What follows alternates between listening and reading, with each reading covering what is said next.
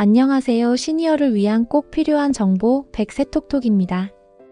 오늘은 정말 많은 분들께 해당될 수 있는 큰 소식을 전해드립니다. 최근 뉴스에서 떠들썩한 빅뉴스가 있습니다. 324만 명은 연체 기록이 지워지고 123만 명은 오래된 빚이 완전히 사라집니다. 엄청난 숫자죠. 이건 특별한 소수의 이야기가 아닙니다. 바로 우리 같은 서민, 평범한 가정에도 적용되는 제도입니다. 혹시 이런 경험 있으신가요? 카드값을 제때 못 내서 연체가 찍히고 그 기록 때문에 대출이 막히거나 휴대폰 개통조차 어렵던 경우 말입니다. 이제 이런 상황에서 벗어날 수 있는 기회가 생긴 겁니다. 그렇다면 시니어님들 제일 궁금한 건 이겁니다. 과연 누가 혜택을 받을 수 있는지, 조건은 무엇인지, 그리고 나도 포함되는지. 오늘 영상에서는 이 궁금증을 풀어드리겠습니다. 본격적으로 들어가기 전에 좋아요와 구독 그리고 알림 설정까지 한번 눌러주시면 큰 힘이 됩니다. 우선 첫 번째로 신용사면 제도입니다. 대상은 2020년 1월 1일부터 올해 8월 31일 사이에 5천만 원 이하의 연체가 있었던 분들입니다.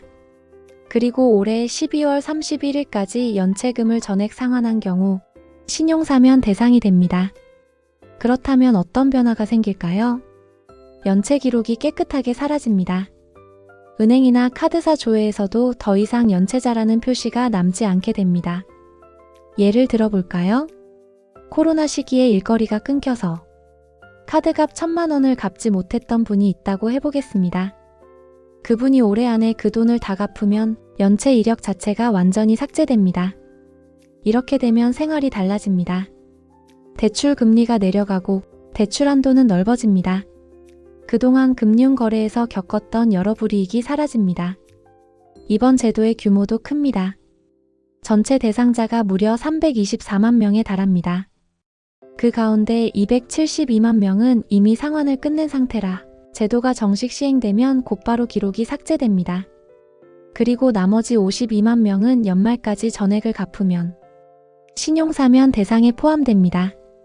우리 시니어님들 가운데도 연체 기록 때문에 대출이 막혀 힘들었다는 분들이 계실 겁니다.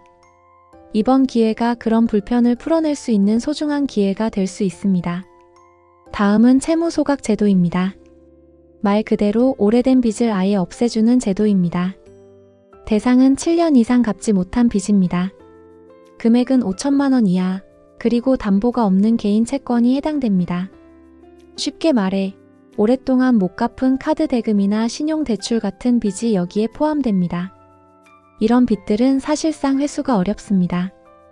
그래서 정부가 배드뱅크라는 기관을 만들어 은행이나 카드사에서 이런 오래된 채권을 싸게 사들입니다. 그리고 그 빚을 전액 소각합니다. 즉, 채무자는 남아있던 빚에서 완전히 벗어나게 됩니다. 예시를 들어보겠습니다. 원금 1천만 원짜리 연체 채권이 있다고 합시다. 은행은 이 채권을 약 50만 원에 정부에 넘깁니다. 그 순간 채무자는 나머지 빚을 더 이상 갚지 않아도 됩니다. 추심 연락도 끊기고 남은 원금도 모두 사라집니다. 이번 제도로 혜택을 보게 되는 분은 무려 123만 명에 이릅니다. 우리 시니어님들 혹시 7년 이상 갚지 못해 그냥 포기하고 있었다는 경험 있으신가요? 이번 채무 소각 제도가 바로 그런 상황을 정리해 줄 수 있습니다. 그럼 왜 이렇게 큰 규모의 신용사면과 빚 소각이 필요한 걸까요? 이유는 코로나19 이후 경기 침체 때문입니다. 서민과 자영업자들의 상환 능력이 크게 떨어진 겁니다. 특히 장기 연체자의 상황은 더 어렵습니다. 휴대폰 개통도 안 되고 새 통장도 만들 수 없습니다. 정상적인 경제활동이 사실상 불가능해집니다. 이런 상태가 계속되면 어떻게 될까요? 불법 사금융으로 내몰릴 가능성이 높습니다. 빚은 더 불어나고 생활은 더 힘들어질 수밖에 없습니다. 그래서 정부가 이번에 특단의 대책을 내놓은 것입니다. 하지만 의견은 아닙니다. 찬성하는 쪽은 이렇게 말합니다. 성실히 갚으려 했지만 경기 상황 때문에 어쩔 수 없었던 분들에게 다시 일어설 기회를 주는 것이 옳다. 반대로 반대하는 쪽은 이렇게 말합니다.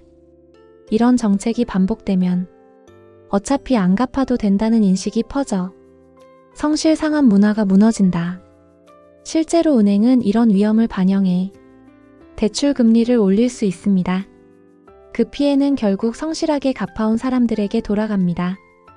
우리 시니어님들은 어떻게 보십니까? 이번 정책을 재기의 기회라 생각하시나요? 아니면 성실 상환자에게 불리한 제도라고 보시나요?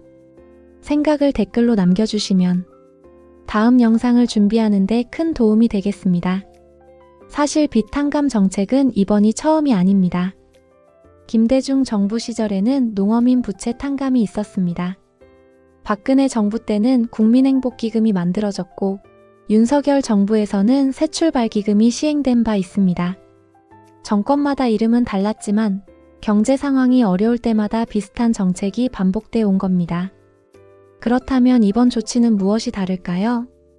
가장 큰 차이는 바로 규모입니다. 역대 최대 규모라는 점에서 주목을 받고 있습니다. 한 번 시행으로 끝날지 아니면 또 다른 형태로 이어질지는 앞으로 지켜봐야 할 부분입니다. 이제 오늘 내용을 다시 정리해 보겠습니다. 연말까지 전액 상환하면 324만 명 신용사면, 7년 이상 연체된 빚 123만 명 채무 소각, 8월 말 배드뱅크 설립, 9월부터 채권 매입 시작. 핵심은 이 세 가지입니다. 우리 시니어님들, 이번 신용사면과 빚 소각 제도 어떻게 보십니까? 경제회생을 위한 불가피한 조치라고 보시나요? 아니면 성실 상환 문화를 해칠 수 있는 위험한 제도라고 보시나요? 생각을 댓글로 남겨주시면 다음 영상을 준비하는 데 큰 도움이 됩니다. 백세톡톡은 앞으로도 정부 정책을 쉽게 정확하게 전해드리겠습니다. 구독과 좋아요도 부탁드립니다. 늘 건강하시고 오늘도 평안하세요.